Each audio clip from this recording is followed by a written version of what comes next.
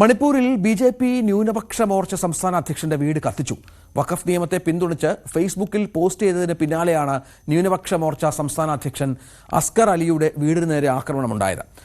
തൗബാൽ ജില്ലയിലെ ലിബോങ്ങിൽ ഞായറാഴ്ച രാത്രിയാണ് സംഭവം. ആക്രമണത്തിന് പിന്നാലെ വിഷയത്തിൽ സ്വീകരിച്ച നിലപാടിൽ ക്ഷമ ചോദിച്ച അസ്കർ അലി നിയമം പിൻവലിക്കണമെന്ന് കേന്ദ്രത്തോട് ആവശ്യപ്പെടുന്ന വീഡിയോയും ഫേസ്ബുക്കിൽ പോസ്റ്റ് ചെയ്തു. ഗസയിൽ ഇസ്രായേൽ കൂട്ടക്കുരു തുടരുന്നതിനിടെ ഇസ്രായേൽ പ്രസിഡന്റ് ബെഞ്ചമിൻ നെതന്യാഹുവും US പ്രസിഡന്റ് ഡൊണാൾഡ് ട്രംപും തമ്മിലുള്ള നിർണായക കൂടിക്കാഴ്ച ഇന്ന് അമേരിക്കയിൽ നടക്കും. ഗാസയിൽ ഇസ്രായേൽ ബന്ദികളുടെ മോചനമടക്കം നിരവധി വിഷയങ്ങൾ ചർച്ചയാകുമെന്ന് നെതന്യാഹുവിന്റെ ഓഫീസ് വ്യക്തമാക്കിയ പശ്ചാത്തലം കൂടി ചേർത്തുവെക്കണം. ട്രംപിന്റെ തീരുവ ചുമത്തലും ചർച്ചയിലെ പ്രധാന വിഷയമാകും. ഷംന വിവരങ്ങൾ പങ്കുവെക്കും. ഷംന, നിർണായകമായ ചർച്ചയാണ്. യുദ്ധം അവസാനിപ്പിക്കാനുള്ള ശ്രമങ്ങൾ പല തലത്തിൽ നടക്കുമ്പോഴാണ് വീണ്ടും ചർച്ചകൾ പുരോഗമിക്കുന്നത്. എന്താണ് വിവരങ്ങൾ? എന്ത് പ്രതീക്ഷിക്കണം നമ്മൾ?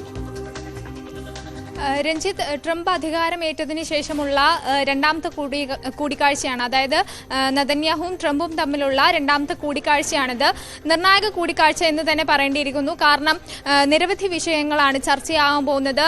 തീരുവ വിഷയം ചർച്ചയാകും, ഒപ്പം ഗാസ വെടിനിർത്തൽ സംബന്ധിച്ച്. പക്ഷേ അതേസമയം ഇന്നലെ നെതന്യാഹുവിന്റെ ഓഫീസ് വ്യക്തമാക്കിയത് ഈ വെടിനിർത്തലല്ല, മറിച്ച് ഗാസയിൽ ഇസ്രായേൽ ബന്ദികളുണ്ട്, അതായത് ഹമാസ് ബന്ദികളാക്കിയ ഇസ്രായേൽ തടവുകാരുടെ മോചനം, അതാണ് പ്രധാന വിഷയമാകുന്നത്. അല്ലാതെ ഒരു വെടിനിർത്തലിലേക്ക് ചർച്ചകൾ പുരോഗമിക്കുമോ എന്ന കാര്യത്തിൽ ഇതുവരെ ഒരു വ്യക്തത വന്നിട്ടില്ല. എന്തായാലും അങ്ങനെയുള്ള കാര്യങ്ങൾ കൂടി പ്രതീക്ഷിക്കുന്നുണ്ട്.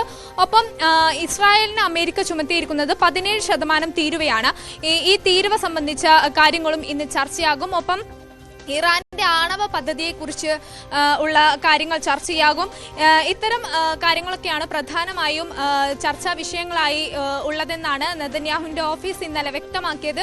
ഒപ്പം തന്നെ ഈ ഗാസയിൽ കൂട്ടക്കുരുതി തുടർന്നുകൊണ്ടിരിക്കുന്ന ഒരു പശ്ചാത്തലം ഉണ്ട്. കാരണം കഴിഞ്ഞ ദിവസം വലിയ രീതിയിലുള്ള വ്യോമാക്രമണമാണ് ഈ ഇസ്രായേൽ നടത്തിയത്. ഈ സാഹചര്യത്തിൽ നെതന്യാഹു തന്നെ ഈ കൊടുത്തിരുന്നത്, വിവരം നൽകിയിരുന്നത് ഈ വ്യോമാക്രമണം ശക്തിപ്പെടുത്തണം, ഒപ്പം തന്നെ എല്ലാ പിന്തുണയും ഉണ്ട് എന്ന തരത്തിലായിരുന്നു നെതന്യാഹുവിന്റെ പ്രതികരണം വന്നിരുന്നത്. പക്ഷേ അതേസമയം തന്നെ ഈ ചർച്ച നടക്കുമ്പോൾ അത് ഇനി ഒരു വെടിനിർത്തലിലേക്ക് കടക്കുമോ എന്ന കാര്യത്തിൽ അതുകൊണ്ട് തന്നെയാണ് ഒരു ആശങ്കയുള്ളത്. എന്തായാലും ഈ ആക്രമണം തുടരുമെന്ന് തന്നെയാണ് ഇപ്പോൾ നെതന്യാഹുവിന്റെ ഓഫീസ് വ്യക്തമാക്കിയിട്ടുള്ളത്. മറ്റൊരു കാര്യമുള്ളത്, ഈ ചർച്ച അത് ഈ തീരുവ ആയിരിക്കും ആദ്യം ഉന്നയിക്കുന്ന വിഷയം. തീരുവ സംബന്ധിച്ച വിഷയങ്ങളിലായിരിക്കും ആദ്യം ചർച്ചയുണ്ടാവുക. ഇന്നലെ ഈ ആഡംബര കാർ നിർമ്മാതാക്കൾ അടക്കം വ്യക്തമാക്കിയിരുന്ന ഒരു കാര്യമുണ്ടായിരുന്നു. അതായത് ഈ തീരുവയിൽ നിന്നും ട്രംപ് പിന്നോട്ട് പോയിട്ടില്ലെങ്കിൽ ആഡംബര കാറുകൾ കയറ്റുമതി ചെയ്യുന്നത് തങ്ങൾ താൽക്കാലികമായി നിർത്തുകയാണെന്ന് ഇന്നലെ ആഡംബര കാർ നിർമ്മാതാക്കളെല്ലാം വ്യക്തമാക്കിയിരുന്നു. ഈ പശ്ചാത്തലത്തിൽ കൂടിയാണ് ഈ തീരുവ സംബന്ധിച്ച വിഷയങ്ങൾ കൂടി ചർച്ചയാകുന്നത്. ശരി, ഷംന വിവരങ്ങൾ പങ്കുവച്ചു.